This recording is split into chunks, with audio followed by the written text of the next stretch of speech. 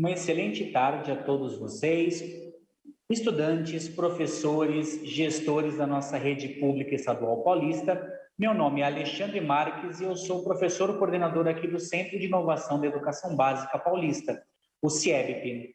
E é um prazer estar aqui hoje em mais um encontro da trilha antirracista, nessa parceria entre o nosso Centro de Inovação e a EFAP, para tratar desse assunto que é extremamente importante para a nossa sociedade nos dias de hoje.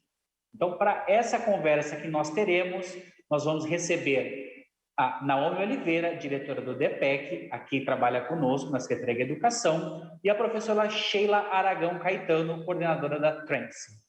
Mas antes de a gente falar dessa nossa temática super importante, eu queria falar um pouquinho mais tanto sobre essa trilha quanto do nosso Centro de Inovação. Então, o programa que vocês estão assistindo hoje, a trilha de educação antirracista, ela vai ao ar toda a última segunda-feira do mês, sempre às 13 horas, tanto no YouTube quanto pelos canais dos anos finais do ensino fundamental e do ensino médio do Centro de Mídias. Então, é importante que vocês acompanhem, que vocês estejam junto conosco e, principalmente, que vocês interajam no site, interajam no chat com a gente. E também queria falar um pouquinho sobre o nosso centro, para quem ainda não conhece ele. Então, o nosso Centro de Inovação da Educação Básica Paulista, ele se encontra aqui na cidade de São Paulo, no bairro de Perdizes, dentro da Escola Zuleika de Barros. Então, é um espaço totalmente voltado para a tecnologia e para a inovação. Então, nós contamos com 7 espaços distintos, cada um com um foco específico em trabalhar com equipamentos, materiais e metodologias para aprimorar as aulas e trazer todo esse conteúdo que nós vemos no nosso nosso currículo de tecnologia para o seu dia a dia aí na escola. Então, nós temos um hub de inovação voltado para startups, voltado principalmente para desenvolvimento de projetos, computação na prática, onde trabalhamos com a gamificação e como funcionam os computadores, mas sem utilizá-los, entendendo essa lógica por trás do pensamento computacional. Temos uma sala de cultura maker, onde você pode dar vida aos seus projetos utilizando material reciclável, então promovendo a robótica de sucata. Temos um espaço também de cultura digital, onde você vai aprender a trabalhar com educação midiática, como ser youtuber, criar seu podcast, tudo para essas redes sociais. O espaço 6 de prototipagem e criatividade, onde vocês vão trabalhar com a robótica, construção do seu próprio robô, com a programação, com placas como Arduino, com a Microbit, além de poder, claro, desvendar todo o mundo do Minecraft. E, por fim, o espaço 7 de prototipagem e fabricação digital, onde você vai poder desenvolver o seu projeto, vai poder desenvolver tudo que você quer dentro de uma impressora 3D, de uma cortadora laser, desses programas que você faz essa modelagem. Então, venha nos conhecer, venha saber mais sobre o Centro de Inovação. Então, sem mais delongas, eu vou passar a palavra para a Naomi e desejo a todos uma excelente atividade. Até mais, gente. Muito obrigado. Boa tarde, Alexandre. Boa tarde a todos. É um prazer ter vocês aqui mais um mês na nossa trilha de educação antirracista aqui com o Centro de Inovação. A gente já vem trabalhando há alguns meses, várias temáticas. A gente primeiro falou um pouco sobre o racismo estrutural. Logo depois, a gente falou sobre as representações negras na mídia. E no nosso último encontro, a gente falou um pouco sobre a resistência, né? Foi um momento muito bacana, um bate-papo, a interação tanto dos estudantes quanto dos professores foi muito bacana. E hoje a gente está aqui novamente com a professora Sheila Aragão, ela é a coordenadora pedagógica da Trace Academia, e ela também é professora universitária. Ela esteve com a gente, né, na trilha sobre representação negra na mídia, e hoje ela volta nesse bate-papo de hoje, que está pautado sobre África em Jogo, né? A gente já colocou até o nome da nossa atividade Mão na Massa. Eu acho que vai ser um momento muito importante para a gente discutir sobre reformulação das referências que a gente tem relacionadas ao continente africano e também descobertas, né? De tantos avanços, de tantas descobertas desse povo que faz parte de todas as áreas da nossa sociedade. Então, hoje a gente vai descobrir um pouco sobre esses povos, né? Quem já conhece vai poder rever, discutir aqui no chat, trazer para a gente, que eu acho muito bacana a gente reorganizar essas referências que a gente tem do continente africano e conhecer esses povos muito importantes para a construção da cultura brasileira, que vem muito da cultura africana. Então, já queria dar boa tarde para a professora Sheila, seja bem-vinda. Muito obrigada, professora Naomi, muito obrigada, Alexandre. Agradeço pelo convite, me sinto muito feliz de poder voltar novamente e de estar conversando aí sobre coisas que nem sempre são faladas, né? A gente acaba relembrando conceitos não tão interessantes, a gente precisa saber que precisamos ir além. E aí, para isso, a gente precisa deixar os apagamentos evidentes, então eles têm que deixar de ser apagamentos e a gente precisa saber de tudo, do bom, do ruim, do positivo, então vai ser muito bacana discutir isso com vocês, eu imagino que aí a maioria dos professores já deve estar a par desse assunto e não necessariamente os alunos, então estou bem contente de estar aqui como representante da Trace, né, como a Naomi comentou, que eu estou nesse projeto de educação do Trace Academia. É isso, vamos começar? Vamos lá.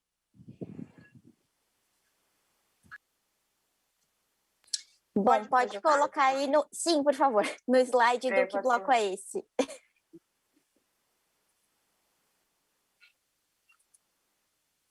Bom, então, nesse momento eu vou declamar aí para vocês, né?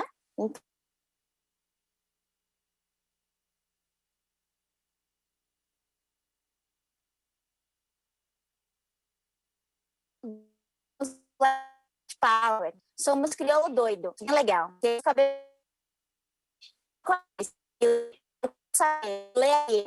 É o mundo negro que viemos mostrar para você. Que bloco é esse? E lê. Eu quero saber. E lê a ler.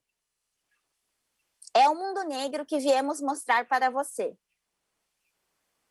Branco, se você soubesse o valor que o negrão tem, tu tomava banho de piche, ficava bem negrão também. Eu não lhe ensino minha malandragem, nem tampouco minha filosofia. Não.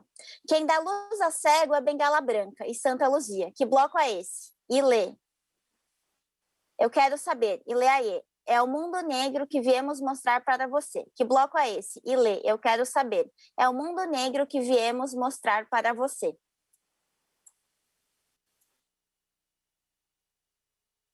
Pode passar o próximo. Depois da declamação da professora Sheila, vamos para que bloco é esse, que eu acho que muitos de vocês conhecem. Eu queria já trazer um questionamento, e acho que vai pautar essa nossa conversa de hoje. Qual o significado para vocês de ter ancestralidade africana? O que significa, né, para vocês essa ancestralidade?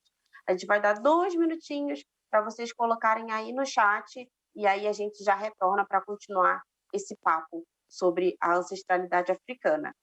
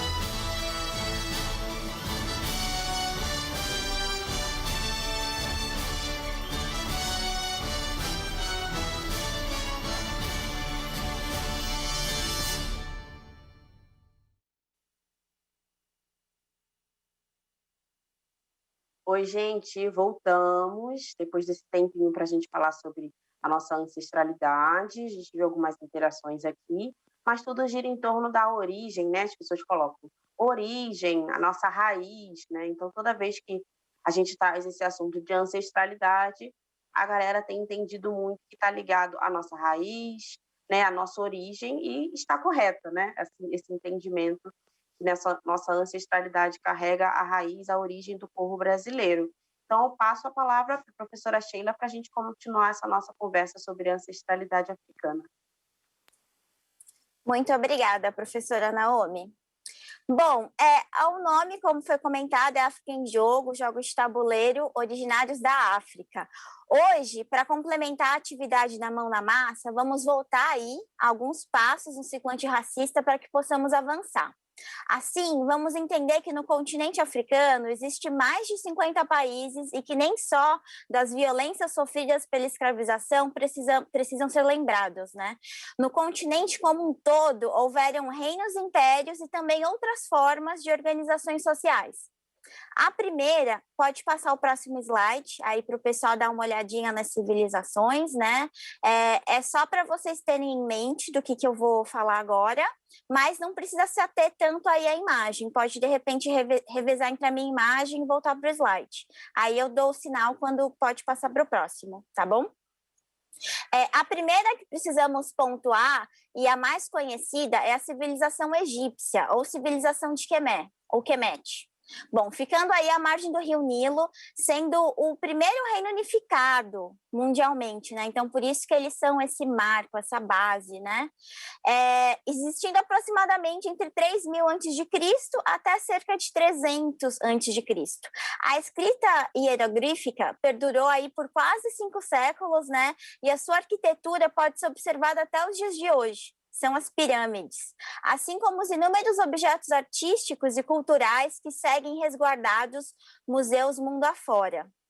Bom, pensando na vivência social, havia uma hierarquização que era representada por meio da arte, dando-se maior tamanho para personagens de alta hierarquia e menor tamanho para as pessoas mais comuns, por assim dizer, né? Havia desenvolvido a tecnologia da agricultura, que hoje pode até ser uma coisa banal, né? Mas lá 3.000 anos atrás não era, né? Era uma tecnologia, além, é claro, da estrutura religiosa, do artesanato, da joalheria, da cerâmica, da pintura, da vestimenta, dos jogos e do esporte, por exemplo. Então, tinha todo um desenvolvimento pujante ali naquela região, né?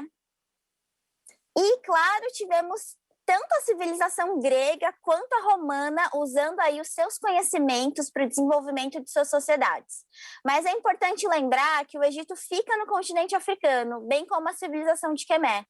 Eu falo aí Quemé porque era como eles se intitulavam, né? Mas aí a gente tem essa ocidentalização e acabou ficando Egito. E eles não eram brancos, né? Como muitas vezes acabam sendo representados, com tom de pele cada vez mais claros. Bom, além dessa civilização, vamos conhecer um pouquinho mais do reino de Daomé e de Edo, dos impérios de Mali, de Gana, Ashanti e Songhai. Eu deixei aí um do lado do outro, né, o Gana e Ashanti, mas são dois e por ter Gana envolvido dá essa misturadinha, mas aí a gente vai destrinchar isso. O Império de Gana, ele tem a maior parte de sua população formada pelos Soniques, e atualmente ocuparia a região do norte da Mauritânia e do Mali. Ele possui uma estrutura militar com acesso a armas metálicas, eles praticavam aí a agricultura e obedeciam a um rei. Então, isso já era bem bacana, né? Pensando nessa estrutura eurocêntrica, quando você tem aí um chefe de governo, um chefe de Estado. E eles existiram aí entre meados do século IX até meados do século XIII.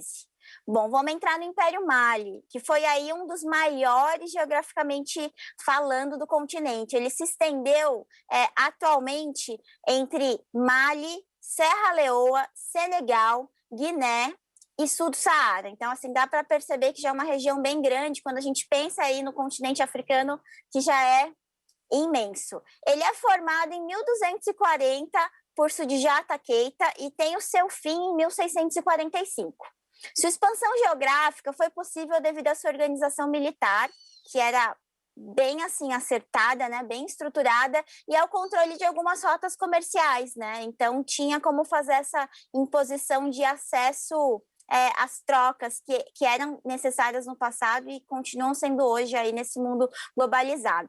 Foi aí um império que chegou a ter bibliotecas e universidades. Eu acho esse ponto bem interessante, né? Porque fica muito essa história do primitivismo, mas a gente tem primitivismo como a gente também tem essas organizações que tinham todo tipo de estrutura para ser comparada com as estruturas eurocêntricas, né? E aí vamos pular agora para o Reino do Edo, para falar um pouquinho dele, né? Ou então o Reino de Benin.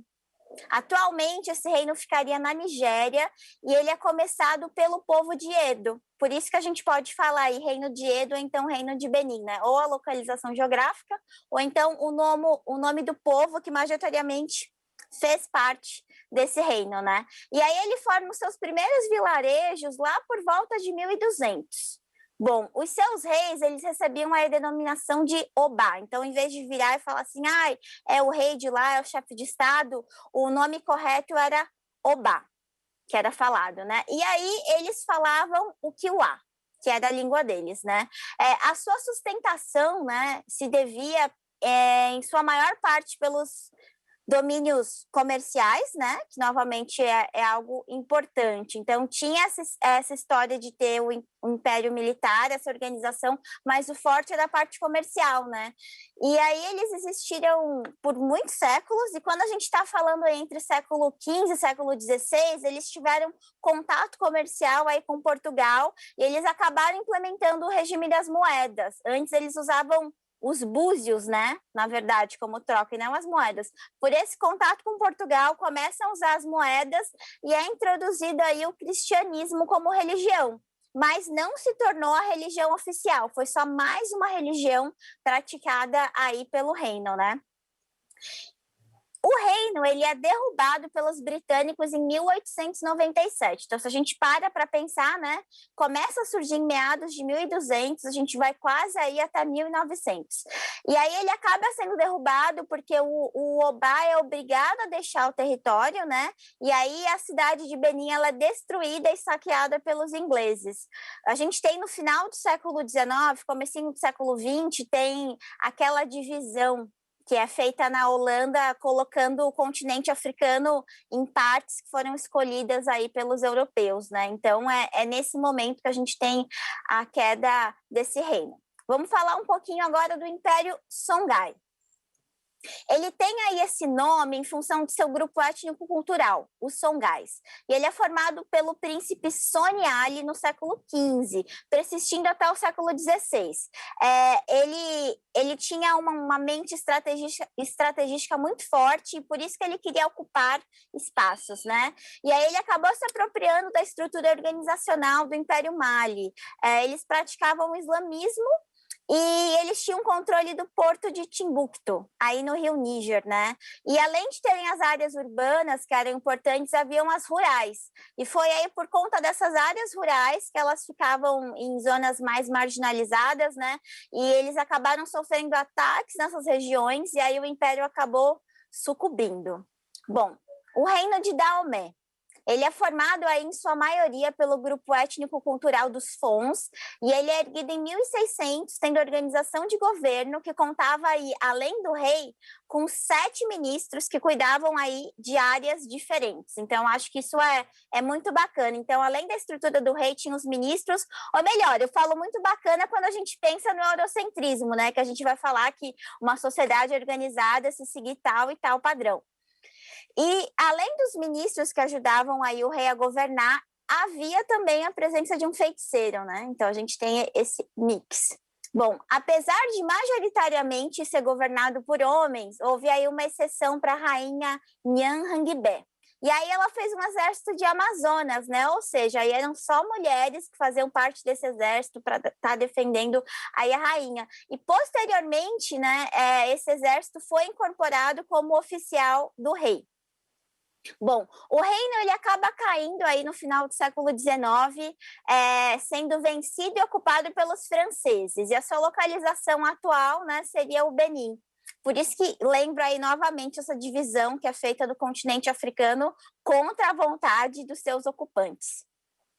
Bom, passando aí para a última grande estrutura social que a gente vai estar falando hoje, né? Assim, a gente poderia especificar e falar de outras, mas eu julguei essas como as mais importantes para vocês conhecerem um pouquinho mais. A gente tem aí o Império Achante, que ele se manteve entre o século XVIII e XIX e atualmente se localizaria em Gana. Esse império teve um desenvolvimento muito grande aí nas artes e no artesanato, além de fornecer ouro, armas e outros tipos de manufaturas metálicas aí para o restante do continente. Mas, enfim, nem só de grandes reinos e impérios do continente africano foi formado, né? Então, a gente pode passar para o próximo slide, por favor. Quando pensamos aí, né, na sua grande extensão, né, de mais de 30 milhões de quilômetros, 30 milhões, então assim, quando a gente vê lá no mapinha, pensa só, 30 milhões, eu não consigo nem calcular, né? Enfim, é até o ponto de ônibus 1 quilômetro, então 30 milhões. Quando a gente pensa nisso, né, a gente vai entender que essa extensão imensa formada por uma pluralidade de grupos étnico-culturais, né, e aí houveram, obviamente, grupos sem uma estrutura social sólida pela perspectiva eurocêntrica ocidental. Novamente, assim, a gente tem mania de fazer essa comparação, isso é um pouco pelo eurocentrismo, né, o que é melhor, o que é pior. Então, vamos falar um pouquinho deles, né? Como, por exemplo, a gente tem aí os pigmeus, que é um grupo que vivia nas florestas, né? E eles possuíam aí uma altura reduzida, então a gente acaba conhecendo eles por esse tamanho menorzinho, né? Eles podem ser divididos aí em diferentes grupos, assim, tem alguns, né? E aí é que eu vou falar que a gente tem o Zaka e o Mubuti, por exemplo, né? E atualmente eles ocupam aí as florestas dos países como Gabão, Camarões, Angola, Ruanda, Zaire, entre outros. Então, assim, eles ainda existem, né? Vamos pensar que nem os nossos povos originários, né? Eles estão aí perseverando para tentar viver, mas eles ainda não sumiram. Bom, existem também outros clãs, né? Eu estou usando aqui a palavra clãs para não usar tribo, mas se de repente vocês conhecerem uma palavra melhor, pode colocar aí no bate-papo que a gente compartilha. Mas eu achei de bom tom clã. E aí, eles têm uma estrutura mais próxima dos nossos povos originários, né? Como, por exemplo, o Zimba, que cultuavam os ancestrais e acreditavam aí nos espíritos de seus antepassados, mas não chega a ser um candomblé, um outro tipo de religião, né? A gente pode pensar também nos clãs Amahara, Cushitique e Surma, que aí são da região de Etiópia, mas tem outros também, né? Ou ainda o clã do Nandebele, na África do Sul, que talvez esses vocês conheçam um pouquinho mais, sabe quando a gente vê aqueles vários anéis no pescoço, né? Essa história toda alongada, então eles são conhecidos aí por terem os pescoços alongados e por usarem aí anéis de cobre e bronze que davam um status social de nobreza, então por isso que eles faziam aí essa prática entre inúmeros outros grupos, né? Assim como eu falei, são mais de 30 milhões de quilômetros, a gente tem atualmente mais de 50 países, e aí eu quis falar uma outra perspectiva. E aproveitando que a gente está aí no mês de junho, pode passar para o próximo slide, por favor. Que a gente está no mês de junho, né? E pensando no continente africano, é válido rapidamente falar sobre o dia 16. O Dia da Juventude, que é comemorado na África do Sul. É uma celebração para relembrar o passado. Na manhã do dia 16 de junho de 1976, em que estudantes se rebelavam contra a obrigatoriedade do sistema escolar africans, que aí enfatizava o sistema do apartheid vivido por lá, né? Os britânicos estavam ocupando a região, teve uma série de brigas, porque tinha uma segregação do estilo dos Estados Unidos e não era violenta como o que acontecia e acontece ainda no Brasil. Bom, cerca de 20 mil jovens fizeram essa marcha que acabou com cerca de 500 mortos, sem contar aí os feridos. Mas hoje em dia, na África do Sul, é possível aprender na escola isiLuzulu, Setswana, Venda e outras línguas da região, não apenas o afrikaans e o inglês. Que aí esse afrikaans é uma mistura quando a gente pensa... Fugiu aqui o nome da Europa, mas de uma língua europeia com uma das linguagens aí africanas. E aí eles queriam ter essa possibilidade de falar em outras línguas, falar as suas línguas, né? Porque mesmo pensando na África do Sul, que é um país só, ainda assim tem essa pluralidade. Então, eles fazem questão de relembrar esse dia e de comemorar para saber que a morte daqueles jovens não foi em vão e que hoje eles têm essa liberdade de poder escolher com que língua eles querem estudar na escola, né? E aí eu quis colocar isso porque eu acho que a maioria de vocês não deve ter ouvido falar do Dia da Juventude. Então, quis aproveitar esse ensejo de falar de continente africano. Naomi, não sei se alguém colocou aí alguma pergunta, se dá tempo de responder, da gente falar mais um pouquinho sobre, mas eu não quis me alongar tanto, falei um pouquinho mais de Quemé, porque eles têm esse peso maior, mas quis dar uma visão geral aí de todos os outros povos também. Ah, maravilha. É um assunto longo, né? Se a gente for falar de todos esses povos, da importância de todos eles, de como eles estão refletidos aqui na cultura brasileira, é um assunto, acho que muito longo, mas eu acho que nosso papel aqui é apresentar esse tema, né? Instigar tanto os estudantes a pesquisarem mais, quanto também os professores de abordarem essa perspectiva, né, dos povos africanos e que carrega, né, a ancestralidade brasileira, carrega muito a identidade desses povos. Eu acho que é um bom despertar, é uma nova ótica e muito rica, né, para a gente trabalhar.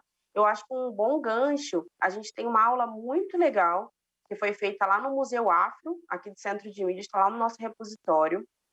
As professoras falam também um pouco desses povos, e eu acho que é bem legal para usar em uma aula, junto com esse bate-papo que a gente está tendo aqui. E acho que é uma porta de entrada para a gente ir pesquisando cada vez mais, e quem sabe a gente não continua também numa outra aula. Eu vou chamar agora, e depois na volta a gente responde algumas perguntas. Eu vou chamar agora o Leandro, o pessoal lá no Centro de Inovação. Eles fizeram um jogo super legal. Vocês vão ver como trabalhar nessa questão da ancestralidade dos povos africanos na tecnologia e inovação. A gente sempre tem um momento aqui, mão na massa.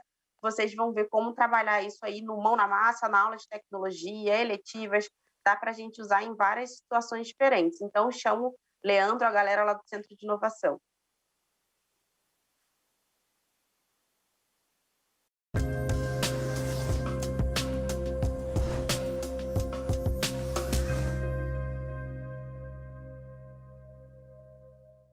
Olá pessoal, tudo bem com vocês? É muito bom estar aqui hoje para falar com vocês, alunos, professores e gestores aqui da rede.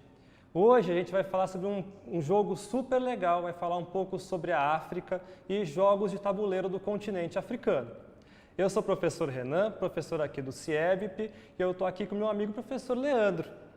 A gente vai falar um pouquinho, para começar, sobre as atividades, as habilidades que a gente vai iniciar de Fundamental 2 e de Ensino Médio também. Entre elas, identificar a presença da programação e operações do cotidiano e reconhecer que a aprendizagem de programação faz parte do contexto de vida do aluno e do processo de resolução de problemas.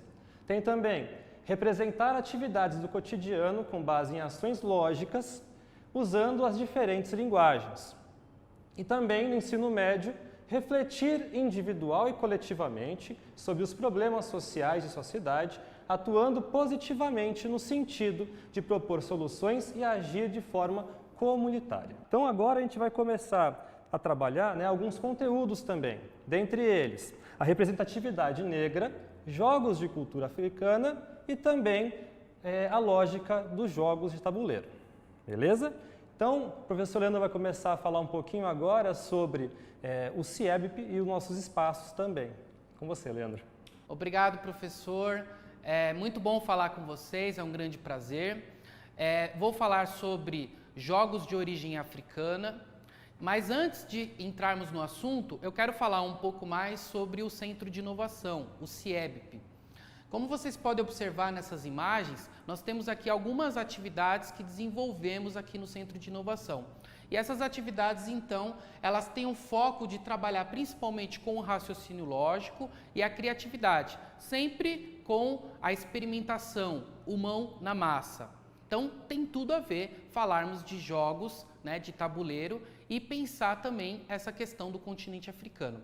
Mas antes da gente entrar propriamente no assunto, eu gostaria de fazer um desafio para vocês, que vocês pensassem um pouco o que significa a África para você, O que já te falaram sobre a África? Como você pensa o continente africano? Quando vem na tua mente, o que vem na sua mente? Né? O que você pensa a respeito disso? Escreva aí, faça um desenho, né, do que a África representa para você. Vocês vão perceber aqui muitos preconceitos que a gente guarda e muitas vezes não nos damos conta. Como vocês podem observar, aqui nós temos duas imagens.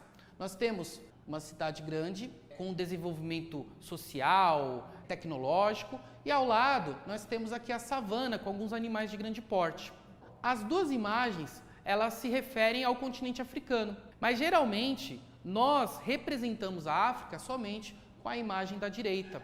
É difícil as pessoas associarem, né, que existe esse desenvolvimento tecnológico e social na África. Como vocês podem observar, aqui nós separamos 4 grandes invenções, né? Nós temos o videogame, o óculos 3D, o elevador, que é tão importante, né, nas grandes cidades, e também os cabos de fibra ótica, que sem eles não teríamos internet. Todas essas invenções, elas foram criadas por afrodescendentes ou na própria África. E curioso, né, sabermos disso, porque geralmente a gente associa, a gente atribui essa autoria aos europeus, asiáticos, norte-americanos. Dificilmente a gente associa, né, que há um desenvolvimento de saber, de tecnologia na África. E isso já é muito antigo. Por exemplo, o Egito, ele deixou um grande legado, fundamentando o desenvolvimento em todo o continente africano, assim como o saber dos gregos e romanos que estruturam a civilização ocidental. Diferente do que grande parte das pessoas pensam, a África possui cultura, ciência e tecnologia sofisticadas desde os tempos mais remotos. Então, se não fosse o Egito, o que seria, né, da Grécia e de todos nós? Então, vejam que não é somente a África, não é somente o berço da humanidade do ponto de vista da evolução da espécie, mas também dos saberes, do conhecimento e da tecnologia. E a África no Brasil? Existe uma grande influência também, né, da África em relação à nossa própria cultura. Um exemplo disso são as brincadeiras, as canções, como é o caso da canção Escravos de Jó, conhecida até hoje, cujo objetivo é passar pedras de um participante para outro dentro de uma roda, num ritmo que a música é cantada. Em Gana, país da África, as crianças têm uma canção muito parecida com essa. E você, conhece algum jogo ou brincadeira que seja de origem africana? E aqui cabe para a gente uma reflexão, inclusive, né? Até que ponto a cultura ela tem esse aspecto, esse caráter lúdico? Veja que se olharmos a sociedade, a cultura, a vida dos homens como um jogo, nós vamos perceber que existem muitas semelhanças, muitas características em comum. Por exemplo, as regras, a competição, a cooperação, tudo isso faz parte da nossa vida. Então, muitos desses jogos, inclusive, foram inspirados, né? Eles são inspirados justamente na vida cotidiana. E é legal lembrar também que até na escola a gente vive cercado de regras, né? Então a gente tem regra para chegar, né? Regra para almoçar, horários a ser seguidos, né? Então a gente acaba entrando em regras o tempo inteiro, né? E os jogos, eles não fogem disso, tá? Os jogos, eles vão sempre estar voltados aí para a educação, para a vida social, vai preparar o aluno, a pessoa, para a vida, tá?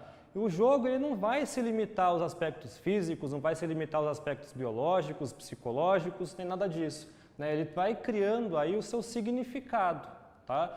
De acordo com o filósofo Huizinga, a gente sabe então que o jogo acaba ultrapassando os limites, tá, de qualquer tipo de aspecto físico, psicológico, biológico, porque ele vai criando aí uma capacidade de ordem.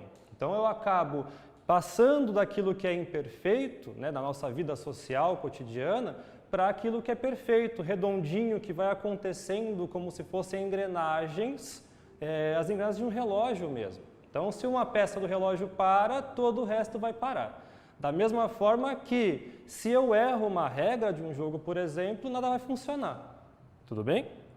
E agora, a gente vai falar um pouquinho sobre o Padlet, mostrar uma atividade, né, mostrar como que, dentro do continente africano, a gente pode conhecer, verificar vários jogos muito legais, né?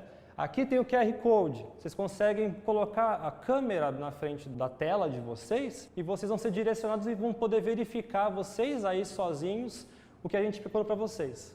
Então, se vocês entrarem pelo QR Code, vocês vão encontrar aqui alguns pontos que a gente selecionou no mapa. Tá? Se eu colocar, então, aqui, vocês vão verificar que é o Egito. Tá? O Egito, a gente escolheu aqui a Mancala, que é um jogo de tabuleiro bem legal, né, em que vocês encontram aqui algumas covas, são chamadas esse jogo, e eu tenho os depósitos. Cada cova tem 6 sementes. Tá? Então, o que vai acontecer? Cada jogador fica de um lado e eu pego as minhas sementes e vou distribuindo um em cada cova. Vou distribuir aqui, aqui, aqui, aqui e aqui. Vai ganhar quem conseguir colocar maior número de sementes na cova. Né? Por que eles colocaram tanta importância nesse jogo? Né? O Egito, como o Leandro tinha comentado, ele era um centro da civilização antiga, então eles focavam muito na hidráulica, na agricultura, então eles ensinavam desde pequenos as crianças a colher, a aprender sobre o cultivo de vegetais. Nesse ponto aqui do mapa, vocês vão ver o Moçambique. Moçambique tem alguns jogos específicos. Vou falar para vocês de 2. Tem o Matacuzana, que é um jogo que parece muito com Três Marias aqui no Brasil. Então eu posso criar qualquer tipo de regra. Então, por exemplo, eu posso sentar no chão com os meus colegas e colocar algumas pedras, e aí a regra é, eu jogo uma das pedras, mas eu tenho que pegar outra aqui do meu montinho. Né? Vai ganhar aquele que conseguir ter o maior número de pedras, por exemplo. Então, esse jogo é legal porque você consegue ter bastante flexibilidade, você cria suas regras. Tá? E, por fim, a gente vai falar um pouquinho agora sobre o Xizima, que é o jogo que a gente vai aprender a fazer agora. Tá? É um jogo do Quênia. Tá? Então, na língua Tiriki, né, que é a língua dos quenianos, Xizima quer dizer extensão de água. Então eu vou ter as peças do tabuleiro, vão ser as pulgas d'água. É um jogo muito rápido, né? A gente precisa fazer uma linha horizontal. Né? Então é como se fosse um jogo da velha, em que você tem que fazer uma linha, ganha aquele que conseguir fazer primeiro. Tá bom? Então a gente vai aprender agora sobre como fazer esse tabuleiro agorinha no vídeo.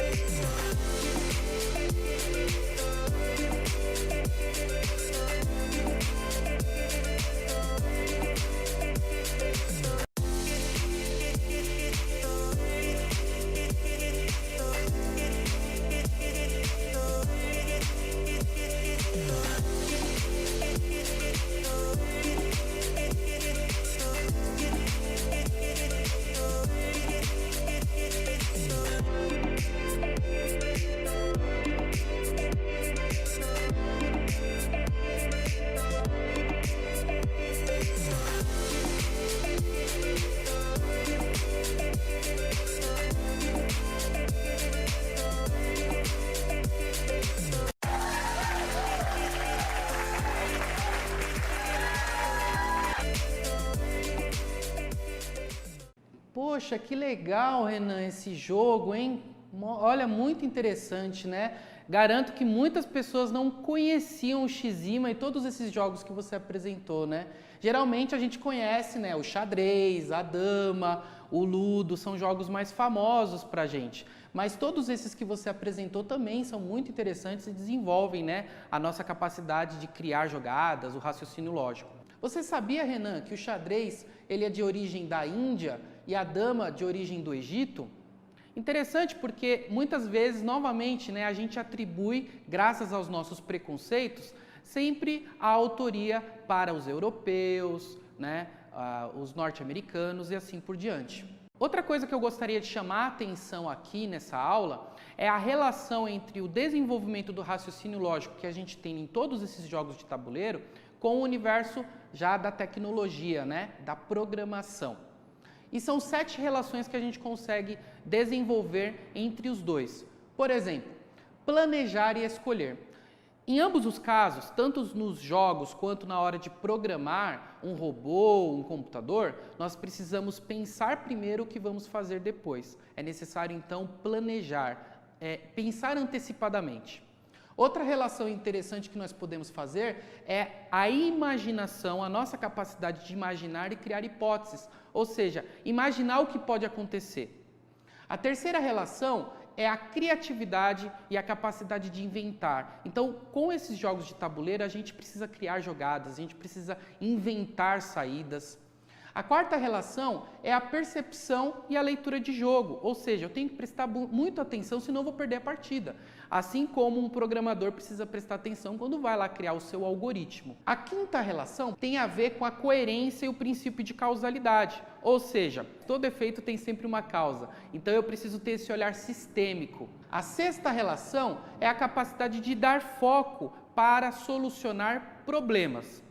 E por último, essa relação aqui que muitas vezes a gente não se dá conta, é que muitos desses joguinhos de videogame, jogos digitais de celular que a criançada adora, meu filho adora, inclusive, tem inspiração nesses jogos de tabuleiro. Então veja que esses jogos, pesquisar sobre tudo isso, é muito interessante para a gente compreender um pouco desse universo da tecnologia. Bom, pessoal, agora que vocês já viram essas relações entre raciocínio lógico, criatividade, e tecnologia através dos jogos de tabuleiro, eu convido a todos vocês para pedir aos professores, fazer o agendamento para vir conhecer o CIEBP e se divertir e aprender aqui conosco. Se vocês fizerem os jogos de vocês, tirem foto, compartilhem nas redes sociais, utiliza lá a nossa hashtag CIEBP, marca a gente nas redes sociais que a gente vai adorar acompanhar aí todo o trabalho que vocês fizeram também. Beleza? Então, gente, por hoje é só. Até a próxima. E é isso aí. Valeu. Oi, gente. Estava aqui num clássico do remoto falando com o microfone fechado.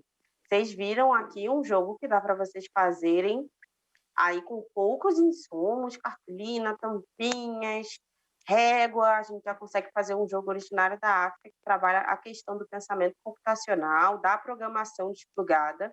Então, acho que são 2 conceitos super legais.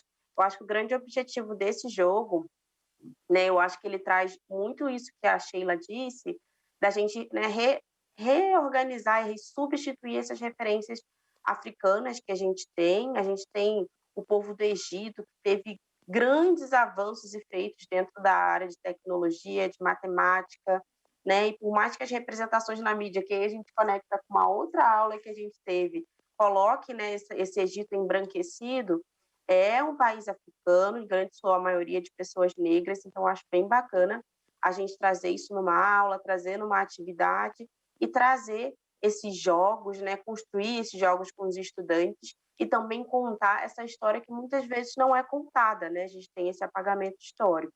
Já aproveitando esse gancho, queria passar uma pergunta para a professora Sheila sobre a questão dos povos, né? Tem uma pergunta falando qual é o principal local que a pessoa consegue achar mais informações para entender um pouco mais sobre esses povos.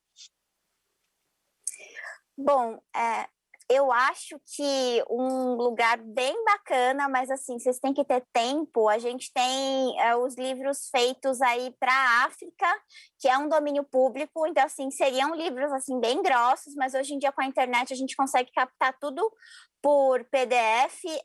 Até depois eu vou ver se eu jogo aqui no Google e passo internamente no WhatsApp para ver se a Naomi consegue partilhar aí para vocês, onde vocês fazem aí o bate-papo, e de repente já consigo explorar.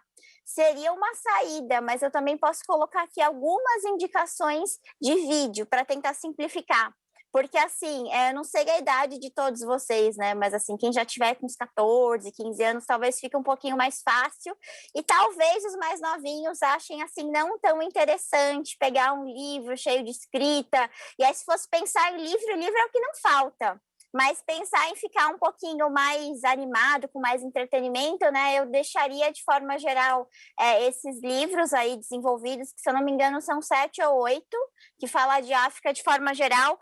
Tem o livro da professora Leila, que é a África em Sala de Aula, e agora com borradinho não dá para ver, eu acho que aqui dá para ver o nome melhor. Então é uma referência que assim tem um linguajar mais simples, né?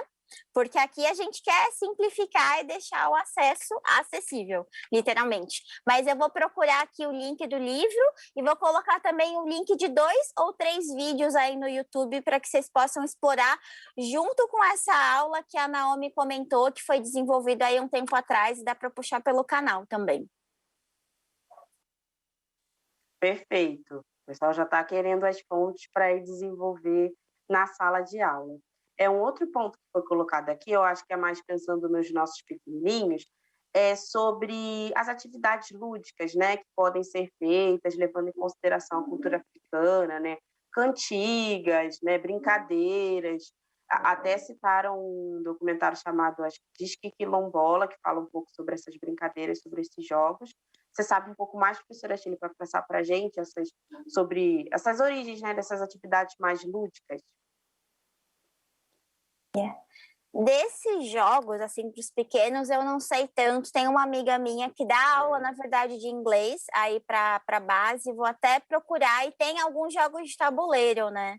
Mas, enfim, eu sou aí pesquisadora, eu dou mais aula para as pessoas adultas. Vou ficar nessa falha de não ter especificamente as brincadeiras. Mas eu acho que na hora que vocês forem falar, tomar cuidado com o palavreado, né? Assim, tentar não diminuir, não vou dizer não engrandeça, mas tentar trazer uma neutralidade, né? Falando, dando a mesma importância para todos os assuntos, sejam eles quais forem, né? Se forem falar do continente africano, e bacana pensar, é continente africano porque a gente está na Nigéria, se a gente está em Moçambique, no Zimbábue, na África do Sul, se a gente está no Mali, são diferentes países, né? E aí a gente tem esse costume de falar, vamos para a África, como se fosse uma coisa só. Mas são mais de 50 países e são aí inúmeros grupos étnicos culturais diferentes, né? E a gente tem essa estrutura europeia que tentou massivamente destruir todos esses países e tantas culturas. Então, quando a gente pensa no Benin, né, que os ingleses chegam lá e saqueiam as obras de arte e destroem a cidade. E aí, quando você destrói a cidade, o que você está fazendo? Você está tirando o registro, né?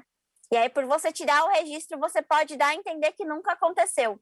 Porque a gente tem este dom de reescrever a história e ficando um pouquinho mais teórico, né? Quando a gente vai falar em história, a gente tem um enquadramento da história, e aí quando a gente para pensar os vencidos, né? Os ganhadores, e aí é escolhido o que seria a memória natural, a memória nacional. O que é a memória nacional do Brasil? O que vai ser escolhido para ser a memória nacional lá da Nigéria, ou a memória do continente africano, né? Quem faz essa escolha? Infelizmente, são as pessoas que têm acesso a poder sociocultural e econômico e acabam escolhendo algumas pessoas que são nomeadas e fazem esse enquadramento da história que a gente conhece, né? Até pensando um pouquinho mais em Brasil, Eu espero que, assim, os livros didáticos sejam aí mais abertos, então, de repente, de não falar escravo, de falar escravizado, né? Então, assim, foram submetidos a essa condição, mas, na verdade, seriam pessoas livres, né? Tantos africanos de diversas origens que chegam aqui no Brasil, quando a gente para pensar nos seus descendentes. Então, quando a gente for falar de revolta da Chibata, por exemplo, dá aí um alento, dá uma atenção. Quando a gente vai pensar na literatura, né, a gente tem a Maria Firmina, que ela faz o primeiro romance abolicionista em 1859, uma professora maranhense, e foi um livro que sucumbiu, assim, que a gente nunca ouviu falar, e que ele ressurge aí em década de 60 e 70, né, e aí depois, agora, acho que, se eu não me engano, tem, acho que uns 5 anos, mais ou menos, tem uma republicação do livro, e aí ela mesmo, quando ela vai no começo do livro, ela vira e fala assim, peço desculpas por eu não ter tanta cultura e tudo mais. Tudo bem que eu li esse livro no século XXI, não li esse livro no século XIX, mas, assim, ela tem uma primazia da palavra, de todo o domínio. Então, é começar a ressurgir esses fatos históricos e tornar eles históricos, então historicizar. Então, quando a gente for estudar literatura brasileira, para a gente ver também esses outros autores, né? Quando a gente for estudar África, não falar só da escravização, e até pensando em escravização, quando a gente vai olhar, escravização foi algo que aconteceu mundo afora, não foi uma exclusividade do continente africano, dos países africanos, né? Mas tinha toda uma história de, antes dos árabes, já que a gente está com um pouquinho mais de tempo, antes dos árabes, o que acontecia? Havia, como eu falei, 30 milhões de quilômetros, inúmeros grupos étnico-culturais, então tinha muita guerra. Então, o primeiro contingente da gente pensar em escravização é guerra, é embate. Quando a gente tem guerra, alguém perde, alguém ganha.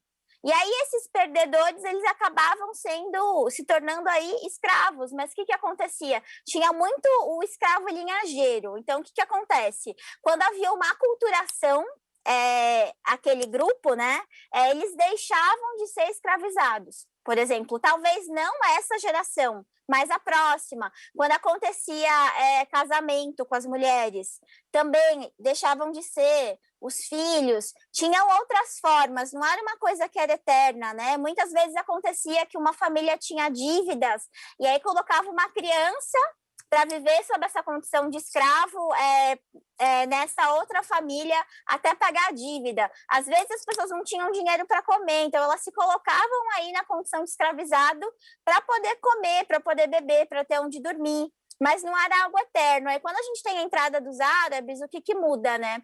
Quando as mulheres eram concubinas, elas já deixavam de ser escravizadas. Tinha muito essa história forte do islamismo, né? Eles não poderiam escravizar outra pessoa que praticasse essa religião. Então, o fato de você fazer parte dessa religião, por isso que a gente vê ainda hoje, né, vários países africanos que praticam aí o islamismo, por conta disso, né, da entrada dos árabes, que eles entram aí com o império para querer escravizar os povos africanos. E aí tinha uma estrutura militar, mas ainda assim os escravizados não eram base da sociedade, né? Eles não dependiam economicamente deles.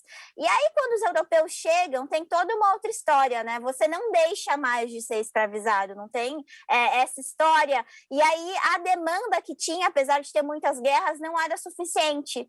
E aí entra o dinheiro, que quem não gosta de um dinheiro, né, para ter um pouco mais de conforto, fazer suas coisas, entra os europeus colocando dinheiro em cima para que houvesse aí aumento do contingente, já que a conta não fechava, né? O que vinha naturalmente não era suficiente.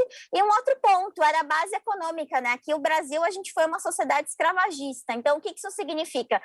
A estrutura econômica do Brasil estava na base, no cerne dos escravizados, né? Então, se a gente não tivesse... Quando eu falo que é uma tecnologia agricultura, né, que os egípcios trouxeram lá atrás, é porque mesmo quando a gente está aqui no século XVI, XVII, XVIII, precisava de muita mão de obra para fazer todo o processo de plantio. E era isso que trazia dinheiro, né, que fazia o Brasil funcionar. Então, não tinha isso, né? Quando a gente olha para o continente africano antes dos árabes e antes dos europeus.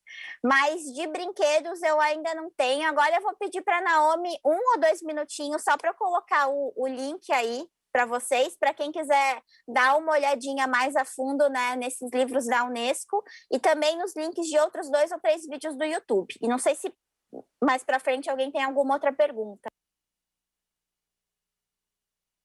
Maravilha, acho bom que a gente conseguiu fazer esse resgate também, dar essa amarrada.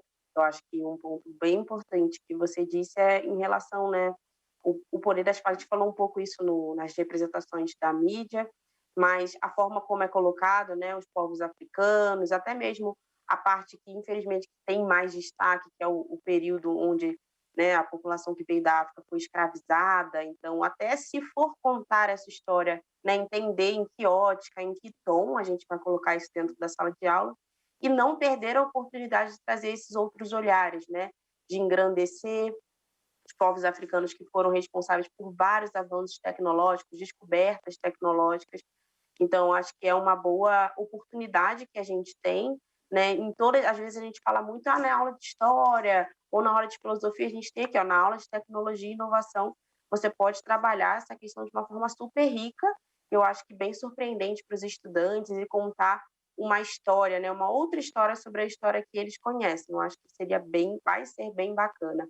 Trazendo uma informação aqui que também tem uma perguntinha, o nome do jogo que a gente ensinou vocês a produzirem aí no Mão na Massa é Xixima. Não sei se eu falei corretamente, mas a intenção foi perfeita, foi Xixima, o nome do jogo.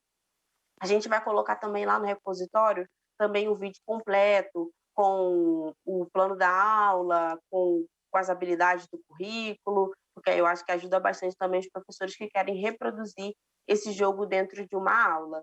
Eu acho que era isso, já queria agradecer a professora Sheila por mais um dia de troca com a gente. Hoje a gente trouxe um tema muito, muito, muito importante mesmo. Ficou um gostinho de quero mais, né, de vários povos que a gente não conseguiu entrar, conhecer um pouco mais sobre eles, mas já tem as indicações, ela vai também deixar aqui no chat para vocês.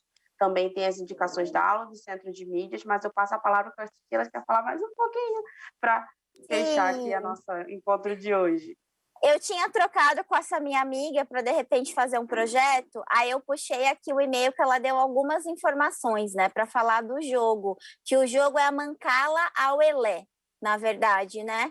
E aí, falando um pouquinho do que ela diz, né? Bom, originalmente ele é jogado aí com sementes de baobá, que representa a vida, e a palavra para vários povos africanos. Então, através do jogo, dá para vivenciar e conhecer cosmovisões africanas tão importantes para entendermos a influência cultural e ressignificar visões estereotipadas acerca do continente africano, da cultura afro-brasileira, bem como religiões e costumes. O jogo também é um potencializador do raciocínio lógico, através da étnico-matemática. Descolonizar aí as práticas pedagógicas é um ato político de enfrentamento e combate ao racismo. Então, o Macalaué dá aí para você pensar nesse raciocínio lógico, né? Então, uma outra forma de você estar ensinando matemática e estar fazendo um jogo aí com os pequenos e de estar descolonizando a mente, né? Como ela mesmo mencionou. O link do PDF da Unesco eu coloquei lá no grupo de WhatsApp, depois se vocês puderem partilhar, eu agradeço, né? De repente, quem sabe a gente faz aí uma outra vez para fazer outros jogos, mas se houver espaço, de repente, aí não no bate-papo agora, né? Assim, quem sabe compartilhar algum outro tipo de vídeo interno que vocês possam ter feito, ficar como uma complementação de atividade, e é muito importante essa troca, né? Aquela história da união faz a força, é verdade, a união faz a força. Alguém dá uma informação, outra informação, e aí a gente vai caminhando e desbravando conhecimentos e alargando a nossa mentalidade, a nossa visão de mundo, né? Sabendo que o mundo é bem maior que o nosso umbigo e tem experiências diversas, de pessoas diversas, né? Se a gente para pensar em capacitismo, né? Que aí é um problema, então a gente sempre pode aprender. É isso, quero agradecer pela participação, deixar um muito obrigado aí para vocês e a gente vai mantendo contato. Obrigada. Fechado. Super jogos já, acho que já vai vir. Gente, como faz esses outros jogos? A professora Sheila falou, acho que ficou um gostinho de uma parte 2. Queria agradecer também a professora Sheila, o pessoal da FES que está sempre com a gente aqui na trilha. E eu vou passar a palavra para o professor Alexandre, para ele encerrar aqui com a gente, trazer algumas informações do centro. Obrigado, Naomi. Eu queria agradecer, claro, essa participação mais do que especial da professora Sheila. É super interessante quando a gente faz esse mergulho na história, né? Realmente passa a entender essa dimensão diferente, a gente começa a quebrar todo esse conceito do eurocentrismo quando a gente aborda o conhecimento histórico. Então, muito obrigado por essa visão. Eu tenho certeza que quem está do outro lado assistindo a gente se interessou e vai poder acompanhar esse material que que a gente vai colocar aqui, vai aparecer aqui embaixo daqui a pouco, e também vai poder desbravar um pouco mais sobre essa história tão rica do continente africano que perpassa toda a história da humanidade. Tem que sempre lembrar que nós, seres humanos, começamos na África. E se você quer conhecer um pouco mais sobre o Centro de Inovação, sobre as nossas atividades, as nossas aulas, então está aparecendo aí para você aqui embaixo. Primeiro, o nosso Instagram, então, o @Cieb, então lá a gente vai colocar trechos de vídeos, indicações de materiais, jogos, trívias, então um material bem rico para você entender como funciona a nossa atividade. E se você já conhece o nosso centro e quiser saber um pouco mais sobre as trilhas, entra no nosso site. Então, ele vai aparecer aqui embaixo para vocês também. Então, o Centro de Inovação.educação, cedilha.sp.gov.br. Lá você vai ter todas as informações do que são nossas trilhas, de como funciona. E se você já conhece a trilha e já sabe o que é fazer, agenda com a gente aqui. Então, você tem algumas opções. Você pode agendar pelo nosso telefone, WhatsApp ou Telegram. Também vai aparecer aqui embaixo para vocês. Então, é o 11. Então, nós estamos aqui em São Paulo, né? 97544-5056. Então, você entra em contato com a gente e agenda. Ou você pode mandar um e-mail para nós também. Então, o Centro de Inovação, @educação, também sem o tio e cedia.sp.gov.br. Vai ser um prazer receber a visita de vocês aqui no nosso centro para conhecer esse espaço que é feito para você, estudante da nossa rede. Então, eu vou me despedindo aqui, eu agradeço demais a audiência de vocês e não perca, amanhã nós temos mais um programa Mão na Massa nesse mesmo horário para falar dessa vez sobre o Arduino, para vocês conhecerem um pouco mais sobre essa placa de programação. Então, uma boa tarde para vocês e até amanhã. Tchau.